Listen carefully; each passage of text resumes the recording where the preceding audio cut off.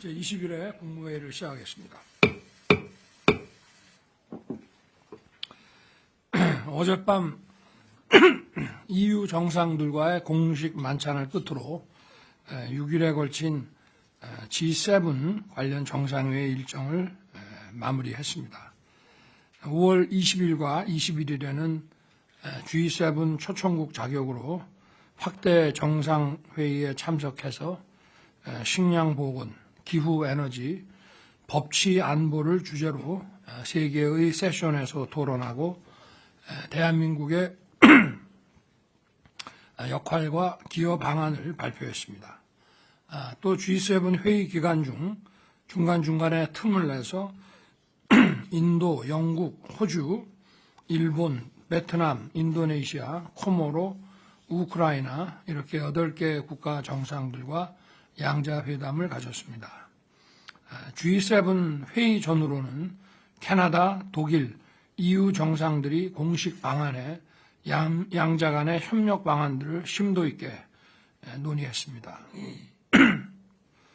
일본 히로시마에 거주하는 원폭 피해자 동포들을 만났고 한일 정상이 최초로 그리고 대한민국 대통령으로서도 처음으로 한국이 원폭 희생자 묘령비에 참배했습니다.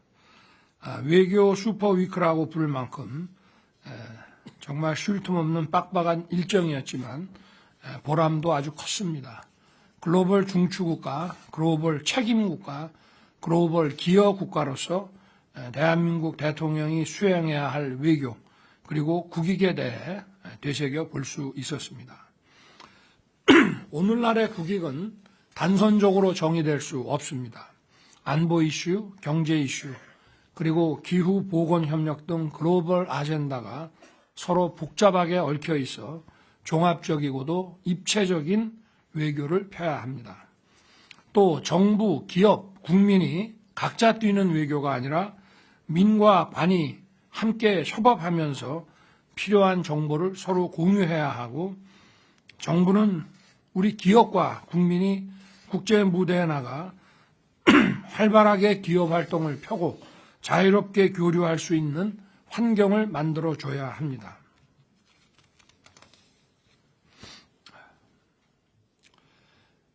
그리고 우리가 지향하는 모든 외교 행위는 자유와 법치라는 보편적 가치와 국제 규범에 기반해야 하고 우리 대한민국의 헌법 정신에 기반해야 합니다. 짧은 기간에 많은 일정을 소화하면서 저는 3가지 이 방향성을 염두에 두었습니다. 제일 우선적으로 우리 대한민국의 안보를 확보하는 문제입니다. 지금 우리의 안보에 있어 가장 시급한 문제는 북한의 핵과 미사일을 차단하고 억제하는 것입니다. 제가 지난 국빈 방미 때 바이든 대통령과 채택한 워싱턴 선언도 바로 이를 위한 것입니다. 안보가 없으면 경제도 있기 어렵습니다. 우리의 안보가 위태로워지면 투자도 다 빠져나갑니다.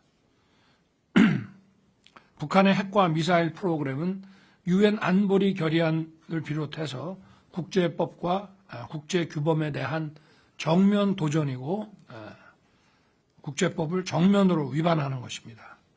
또 북한의 핵미사일 위협은 자유가치를 수호하면서 평화를 도모해온 전 세계 자유국가에 대한 도발이기도 합니다.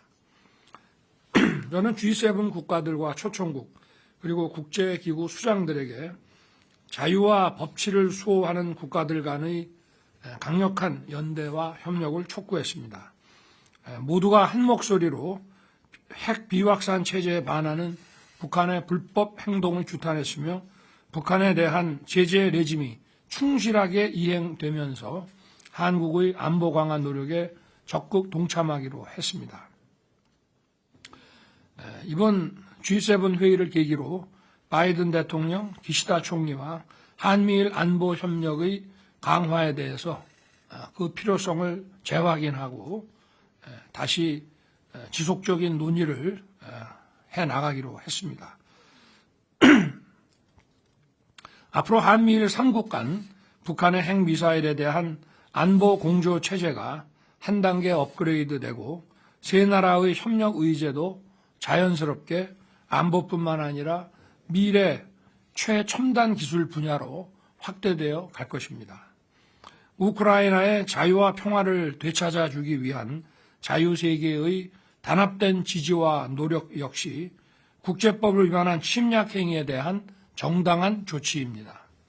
대한민국은 자유인권 법치의 보편적 가치를 공유하는 나라들과 연대하여 우크라이나의 평화 구축과 경제 재건을 위해 가능한 지원을 최대한 펴나갈 것입니다. 어제 폰데어 라이엔 EU 집행위원장은 정상회담 자리에서 독재자의 힘이 자유를 열망하는 우리의 힘보다 결코 강할 수 없다라고 했습니다. 자유세계의 공고한 연대가 결국 한반도와 우크라이나에게 평화를 정착시키고 자유의 승리를 안겨다 주리라고 저는 확신합니다. 이번 G7 외교의 또 다른 과제는 경제 분야입니다. 이번에도 대한민국의 영업사원이라는 마음가짐으로 뛰었습니다. 대외 의존도가 세계 최고 수준인 우리 경제의 살 길은 자명합니다. 저는 수출, 투자 유치, 해외 투자에서 구체적 성과를 도출하기 위해 뛰었습니다. 공급망 안정, 핵심 광물 확보와 같은 경제 안보 분야, 바이오와 반도체 같은 첨단 산업 분야에서 각 정부 간의 탄탄한 협력 기반을 조성했습니다. 안정적이고 회복력 있는 공급망 구축을 위해서는 다변화가 핵심입니다. 독일 숄츠 총리가 언급한 디리스킹도 특정국에 대한 과도한 의존을 줄이는 다변화를 의미합니다. 우리는 보다 많은 국가들과 가치와 신뢰에 기반한 공급망 협력 체계를 구축해야 합니다.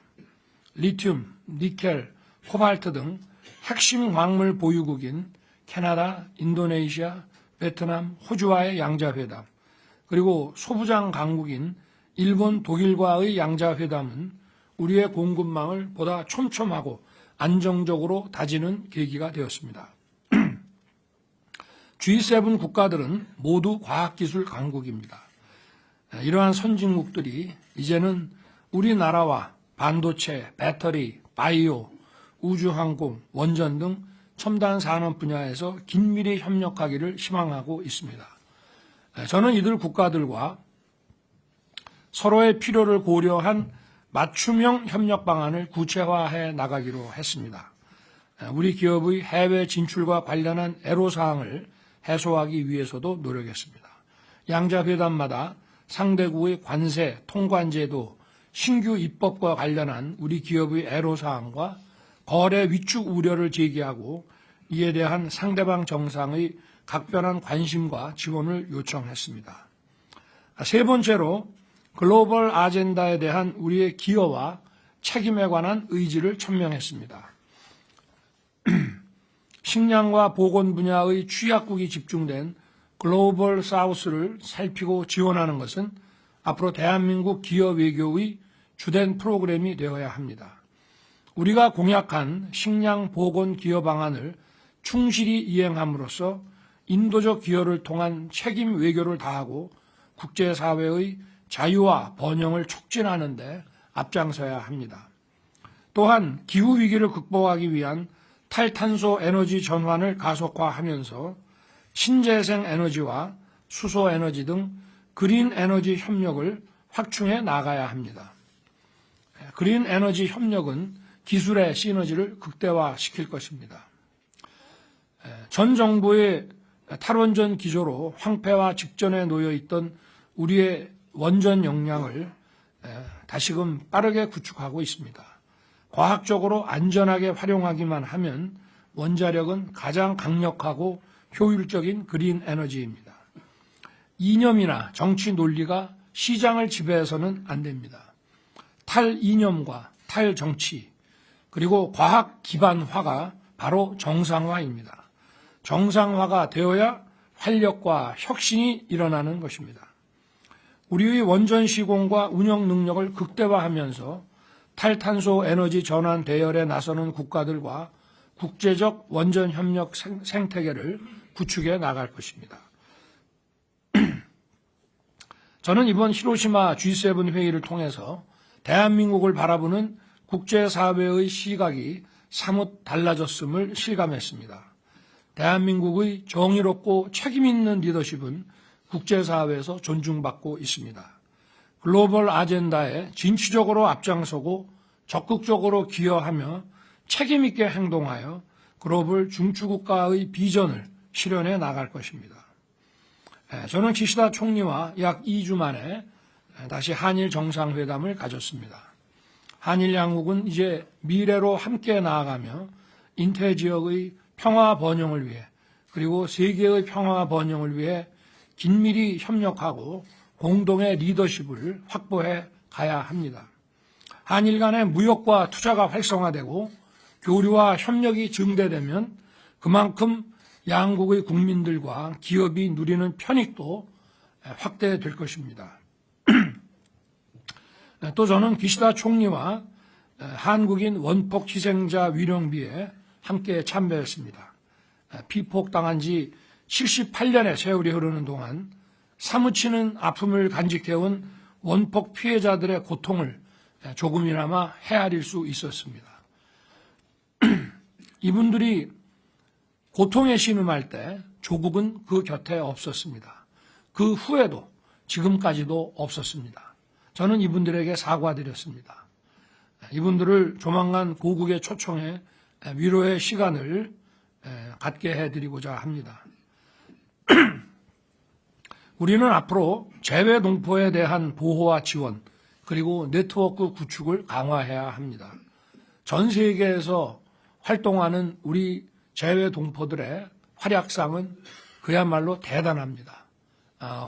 우리 조국을 허브로 해서 많은 국가에서 활동하는 재외동포들과 촘촘한 네트워크를 구축한다면 서로에게 큰 힘이 될 것이라고 저는 믿습니다. 신설되는 재외동포청은 저의 또 중요한 대선 공약입니다. 신설되는 재외동포청의 역할을 기대합니다. 우리 국무위원 여러분들과 관계부처에서는 히로시마 G7 정상회의의 3개 세션, 또 히로시마에서의 8개 양자 정상회담, 또 그 앞뒤로 서울에서 개최된 3개의 양자 정상회담에서 논의되고 협의된 사항에 관해 그 후속 조치 계획을 신속히 수립하고 이행에 만전을 기해 주시길 당부드립니다. 급변하는 세계 질서 속에서 글로벌 대한민국으로 우뚝 서기 위해서는 반드시 추진해야 할 과제들이 있습니다. 우선 자유민주주의와 법치를 바로 세우고 우리 사회 전반을 재정비해 무너진 국가 시스템을 정상화해야 합니다. 이념과 정치 논리에 매몰된 정책과 시스템으로는 혁신과 성장을 기대할 수 없습니다. 그 피해는 고스란히 국민에게 돌아갑니다. 이념에 매몰된 반시장적 정책으로는 지정학적 갈등, 글로벌 경제의 불안전성, 공급망 교란과 기후환경 위기와 같은 지금의 복합 위기를 극복하기 어렵습니다.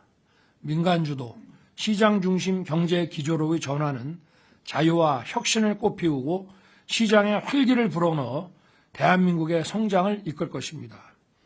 포퓰리즘으로 국민을 현혹하는 정치 매표 복지가 아닌 진정한 약자 복지로 어려운 분들을 더 두텁게 지원해야 합니다.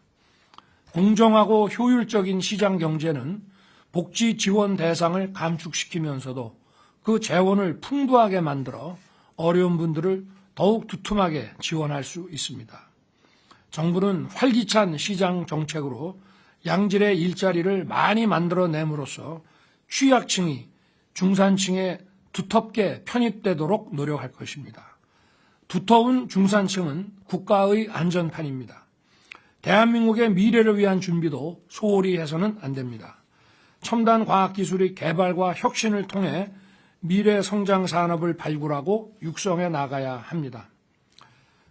이 첨단 과학기술의 이 개발과 혁신은 여기서 가장 중요한 것은 무엇보다 이러한 기술을 보유한 국가들끼리의 국제연대와 협력이 중요합니다. 저는 이번 G7 정상회의와 또 이 계기로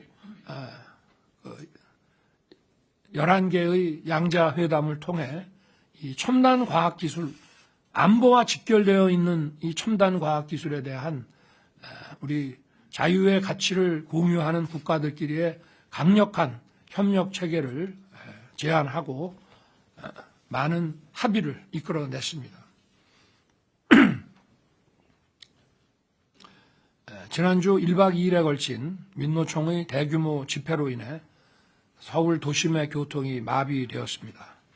우리 헌법은 집회 시위의 자유를 보장하고 있고 저 역시 대통령으로서 이를 존중해 왔습니다. 그러나 집회 시위의 자유를 보장하는 것이 타인의 자유와 기본권을 침해하거나 공공 질서를 무너뜨리는 행위까지 정당화된다는 의미는 아닙니다. 국민의 자유와 기본권을 침해하고 공공 질서를 무너뜨린 민노총의 집회 행태는 국민들께서 용납하기 어려울 것입니다. 과거 정부가 불법 집회, 불법 시위에 대해서도 법집행 발동을 사실상 포기한 결과 확성기 소음, 도로 점거 등 국민들께서 불편을 감내하기 어려운 수준에 이르고 있습니다. 우리 정부는 그 어떤 불법 행위도 이를 방치 외면하거나 용납하지 않을 것입니다. 아울러 직무를 충실히 이행한 법집행 공직자들이 범법자들로부터 고통받거나 불이익을 받는 일이 없도록 국가가 강력히 지지하고 보호할 것입니다. 법은 그것이 지켜지지 않으면 선량한 시민과 사회적 약자가 고통받게 되어 있습니다. 경찰과 관계 공무원들은 불법 행위에 대해 엄정한 법 집행을 해줄 것을 당부합니다. 감사합니다.